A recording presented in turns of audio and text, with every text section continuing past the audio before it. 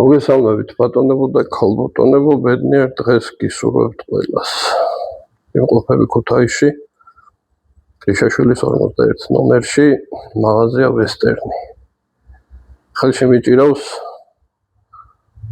გლოკის, ანუ ავსტრიული იარაღის, პისტოლეტის 41 გენერაცია 4, კალიბრი არის 45 ლულა ნახეთ.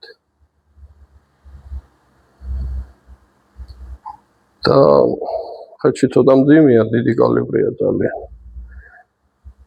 ტევადობით რამდენი ჩადის? 10-12. ასე მახსოვს, რომ 13-მდე ჩადის, ან 12 ჩადის, ან 13. დიდი და ძლიერი ტყვია და ძლიერი პისტოლეტია. ასე აქვს ესეთი.